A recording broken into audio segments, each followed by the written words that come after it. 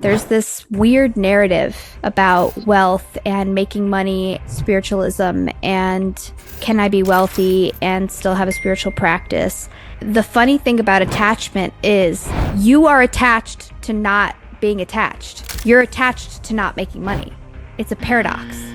So you have to figure out the balance between those two things. If you are attached to not making money, and you are slandering people that make money, especially spiritual people that slander other spiritual people for making money. Why? Why are you judging those people? Why are you mad that they're making money as a spiritual practitioner? What in you is so attached to not making money that you're mad at other people for making money?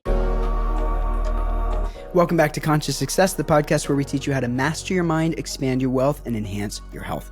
I'm your host, Madhu. I'm joined today by my wife, Rati, as we explore how your subconscious desires are holding you back from the life that you actually desire. We show everything from the practical ways to get in touch with both your conscious and subconscious desires and the things that you truly want in your life, but what do you do with them? How do you purify them? How do you overcome them? How do you prioritize them? And most importantly, what do you do to actually achieve the desires you consciously want and not just the ones that you subconsciously want? As always, if you enjoy the topics we explore here, join our free Conscious Success community at the link in the show notes, where we not only have courses and resources to go into these topics deeper, but we also have a group of like-minded individuals to keep us strong and fortified. Let's get into it. I always appreciate this concept of you always get what you want, be that a conscious or a subconscious desire or want. If we look at the things we have in our life and we think, I don't want this, the question then is, if we were to be really honest with ourselves and looked at those subconscious desires or the ways that we're actually trained or we're programmed or we're conditioned to want, we're going to see in our life a lot of evidence to prove that we are actually getting what we desire, whether that, again, be a conscious or a subconscious thought. And really what we talk about usually when we talk about desires are conscious thoughts. Oh, I want this type of physique. I want this type of business. I want this type of whatever it might be.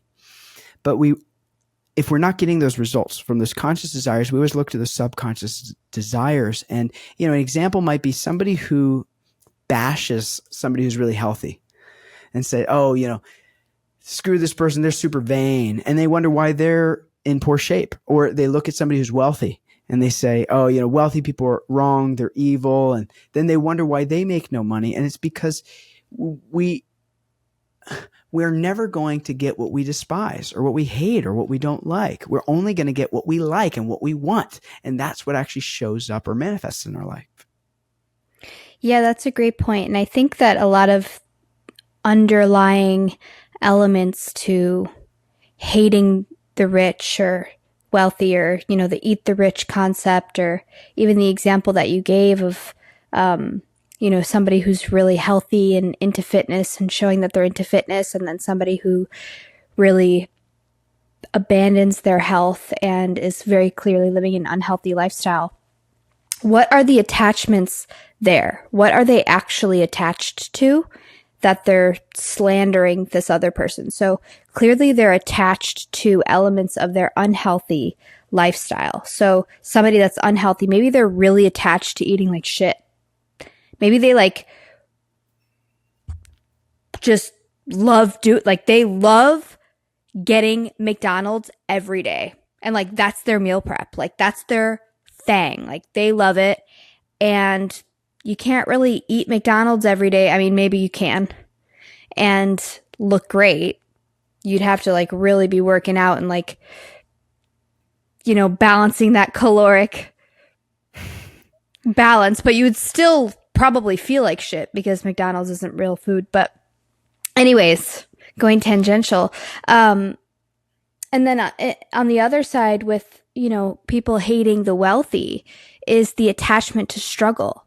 So that's kind of more of an internal work element of, why are you so attached to struggle? What is it in that struggle that you find taste in?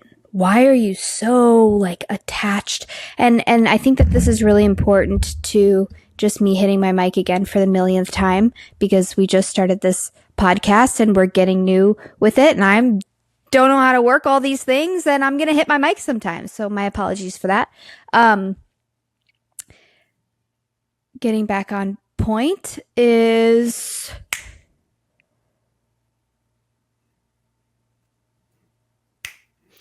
I'll just... No, I was in the middle of a point.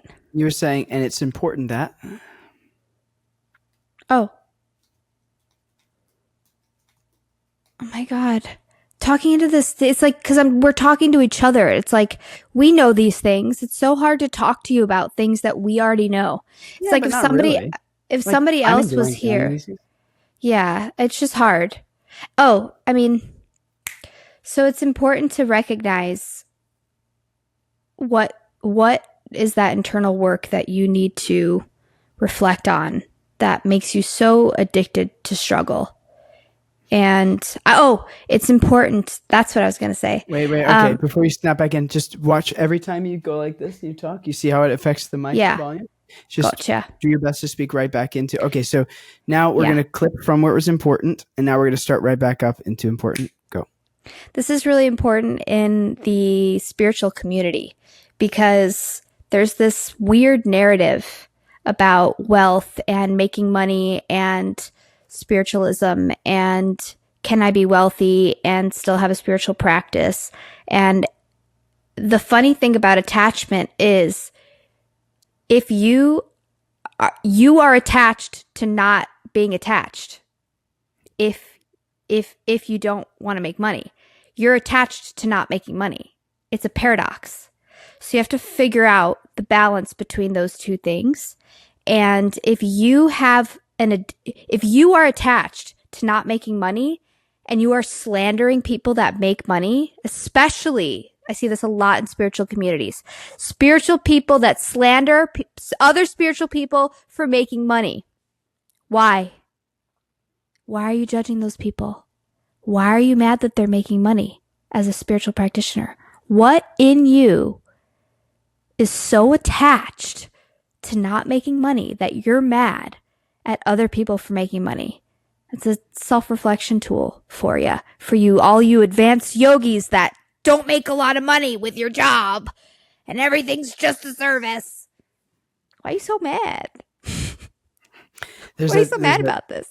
Well, there's that phrase, people are scared of failing, but they're even more terrified of success. There's a sense in which, we talk about attachments. Attachments aren't inherently bad, of course, for those who hear this term and might have an aversion. There are good attachments, attachment to eating right, to exercising, etc. The real question then is just identifying what are those attachments. And as I often say, you can't purify a desire if you don't know what that desire is. Similarly, you can't detach from an attachment if you don't know what that attachment is, at least not consciously. And so when it comes to not only identifying that you always get what you want and that kind of hard pill of accepting and taking responsibility that my life has come as a result of the things I actually desire because I have a desire based off a thought. And from that thought comes a particular desire that comes an action I do in this world to fulfill that desire. And it gives me a result. And so therefore, everything that's happening in our life, there's some part of us that is welcoming it. Whether it's a conscious desire or not, that we're not talking about. You might go, I have no actual intentional thought of wanting to struggle with, again, whether it be our health, whether it be our relationships, whether it be our career, our purpose. But the goal is to start to identify what is that part of me that is attached to struggle? What is that part of me that's attached to being small? And oftentimes we're going to find what we call a root fear or a core wound, some part of us that finds a comfort in the familiarity of that playing small, be it, if no one can challenge my value, how valuable and how worthy I am if I play small, I can't be rejected if I play small. My freedom won't be constrained or revoked from me if I play small, whatever the actual case might be. And so step number one is always like, what is it that I truly want? And that's on a both conscious and unconscious level. And we start to sit and I tell everyone, lock yourself in a room, tell everyone in the house, leave me be, don't bug me. And anything with an on-off switch in your room, turn it off and sit there and with a pen and paper and write down like, what is that I really want? And write so extensively to the point where you can't think of anything else. And then again, ask yourself, what do I want that no one knows about? What do I want that I might not even consciously admit to myself? And that first step of acknowledging your desires, then we can work on them. Then we can purify them. You will likely have some desires that you're like, ugh, that's not in my value system. Those desires, they do not fit really well with the philosophy I want to be living by. And then great, we can work on it. Once you know what it is, at that point, we can actually start to diligently take an approach to overcome those desires or to improve or to purify or to refine them. But the step number one is you have to understand what those desires are and then take radical responsibility that you are living the life you have right now exclusively because there's some part of you that wants to live that life, that hasn't chosen to have a desire stronger than the current one, that will then lead you to the behaviors that will put you in a different situation than you currently are in life. If you've ever considered having a podcast, especially if you're expert at what you do, I cannot suggest more highly using Podigy's service, which is what we use. If you like this production here, I highly suggest you reach out to Podigy through their contact in the show notes below to run and host your podcast. I went through a bunch of different teams, tried a bunch of different things. No one came close to what I got post-production from Podigy, and even just making a launch easy, taking your content, sharing it, making it presentable. Please check out Podigy if you're great at what you do and you've ever considered having a podcast. I really am excited for you to try them out as well. Those are such great points. And one example that's coming to my mind, I think this example actually came from one of my teachers. It's kind of a rough example, but it's like a drug addict who lives on the street. They've completely put themselves in that circumstance. And a lot of people, there's a lot of pity, there's a lot of sadness when it comes to these people and, how they're living their lives. And, ultimately they're not happy, but they live the way that they want to live. Have you ever met a crack addict? They're the most determined people. They make it happen. Doesn't matter if it's 2 a.m, blizzard outside, they got no money in their pocket. Best believe they're going to figure out how to make that money and go get that crack. It's going to happen. No matter, the most determined, best example is right there. So you can always get what you want. That's just how it works. And everybody has that ability. And you do. Everybody gets what they prioritize, whether it's conscious or subconscious. It's just a matter of priority. And so if you're a crack addict, you're not going to prioritize your clothes or your health or your house or whatever. You're going to prioritize getting high because that's your biggest priority.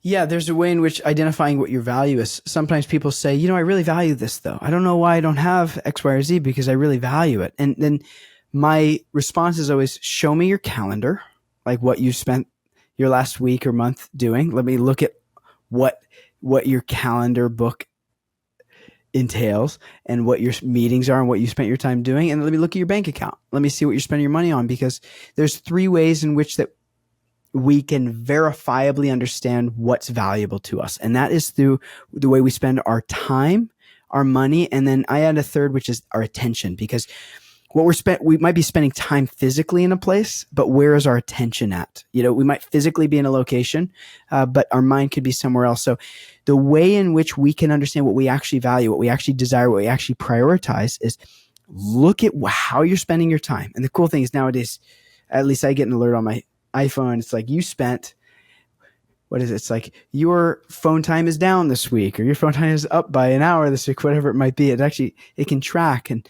even if you don't actually have a schedule booked out, which if you don't, please start doing that for the sake of giving yourself data so that you can improve quality of life. Even if you don't have that, just look at your phone, look at the way that you're spending your time. Similarly, look at how you're spending your money. And you'll find out very quickly what's actually important to you. What do you actually prioritize? What do you actually value?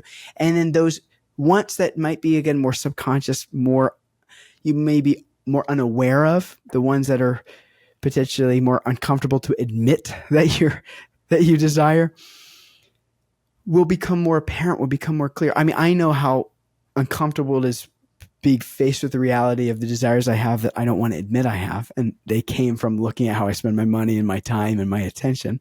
And just that practice of sitting there and figuring that out, you're going to see also, do I want to be spending my time this way? And to figure out the areas that you're not.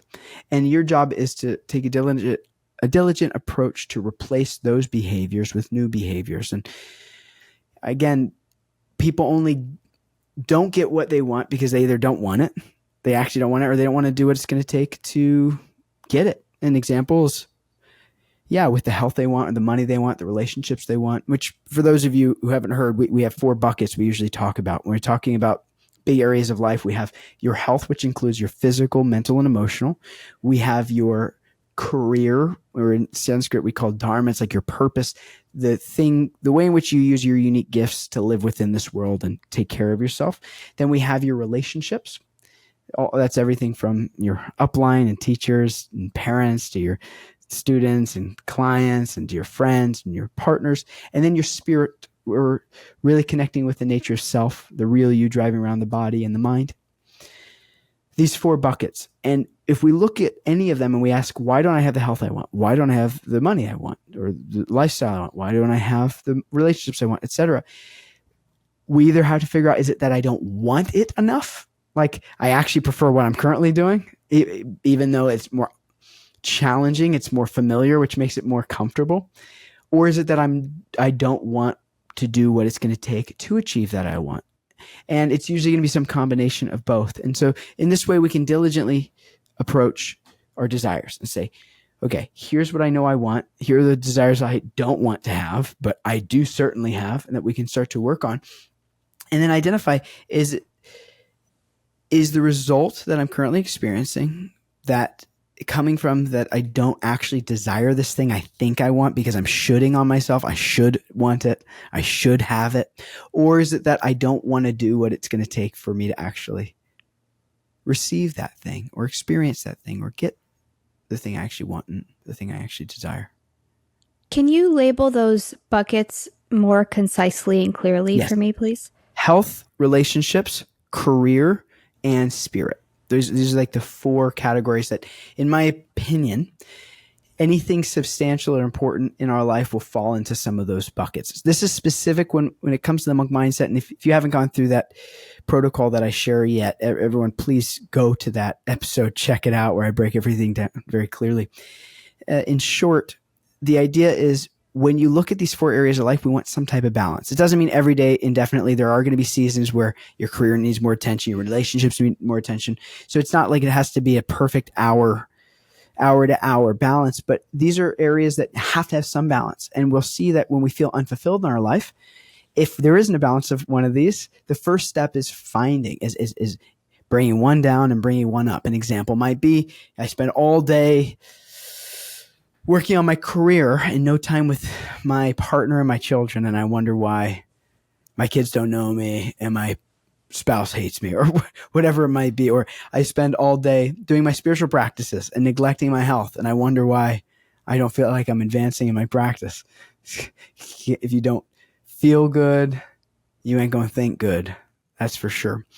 And so these are the 4 categories that, again, anything, in my opinion, anything of substance, anything worth paying attention to your life is going to fall into these. And if we look at our day, if we actually look at our routine, we want to find as much of a clear balance, to spend as much time in each of these as we can, so that we can be healthy, wealthy, satisfied, because relationships, as I often share, are the most important thing in this universe.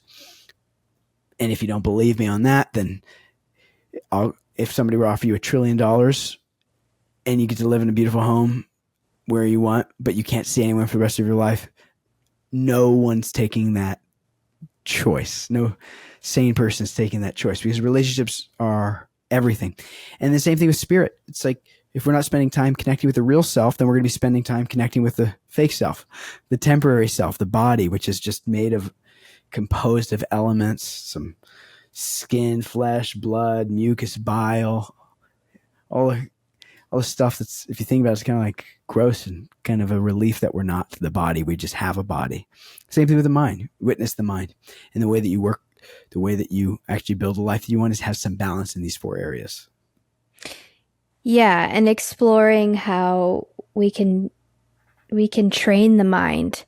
And if you're what you were saying was also making me think of exercises to explore the subconscious mind of, if I'm not getting the result that I want, feel into these desires that you have. So, one, like, I'm sure a lot of you may have heard of this, is like when somebody asks you to make a list of like, what are like 10 things, no limitations that you want?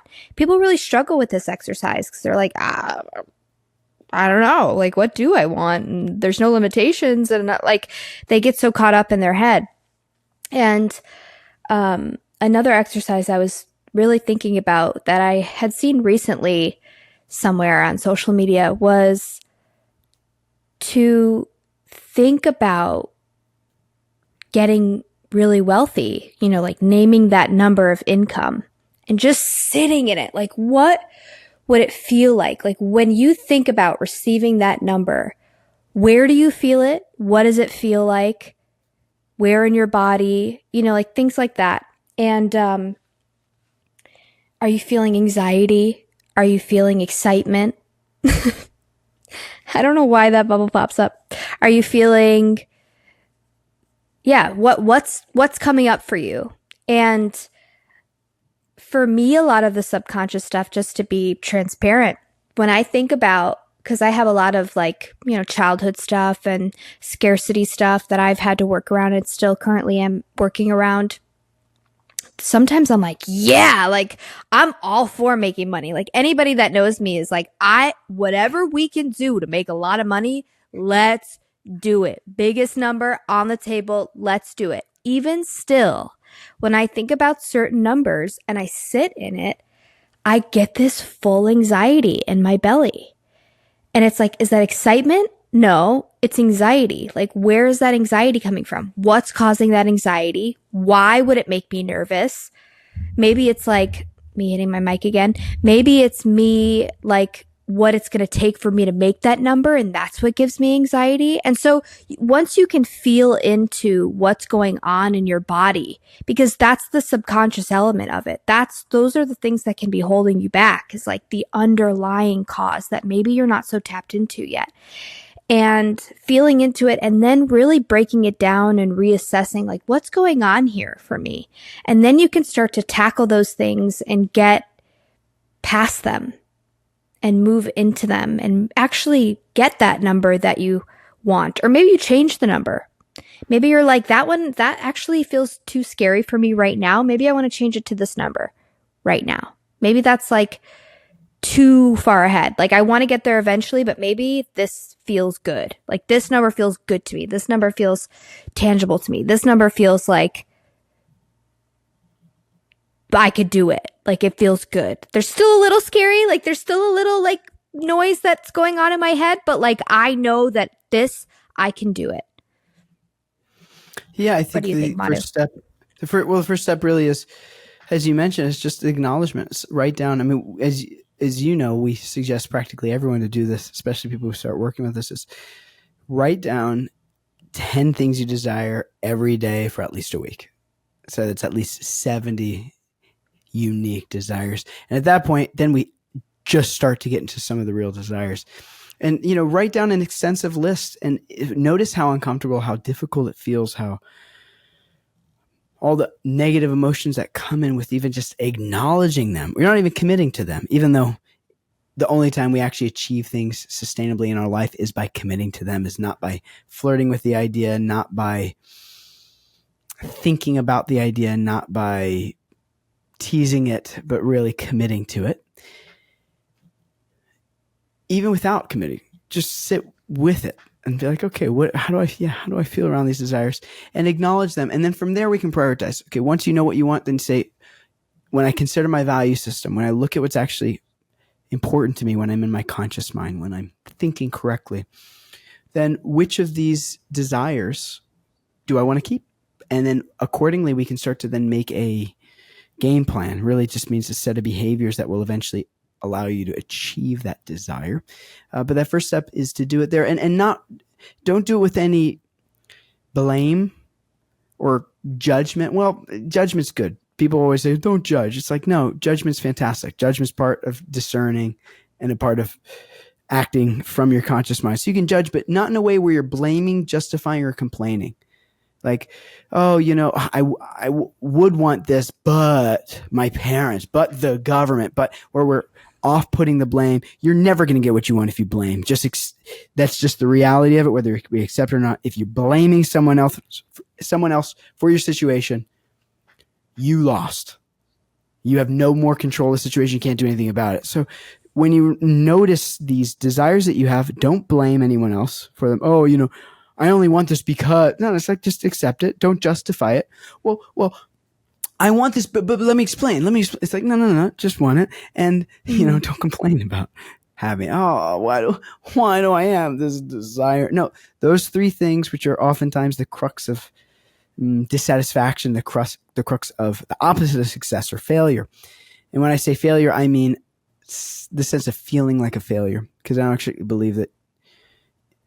Anyway, this is a different conversation, but the sense of feeling like a failure, just look at those desires that you have without a judgment of blame, justification, or complaining, and sit with them. And then accordingly say, which ones do I want to go for? And that's really step number one when it comes to achieving, again, conscious success, when we're trying to develop the life that we want from a conscious place. And, if you enjoy exploring topics like this and you want to hear more about them, just join our Conscious Success community at the link in the show notes, where so many other like-minded individuals get together and we have conversations about this. And we have a bunch of content, courses, resources around how to do this. An example, just being, start with making a list of all that you want.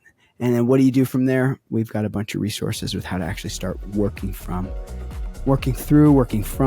cultivating those desires in different ways. So we're so grateful to get to spend this time with you guys and explore these topics that, as you can see, are revolutionary and life changing in many ways. And if you haven't seen that, then apply them, and then you will see that very quickly. We're very excited to connect with you on this next one, where we're going to be exploring some of these next steps of what to do with these desires. Keep it conscious.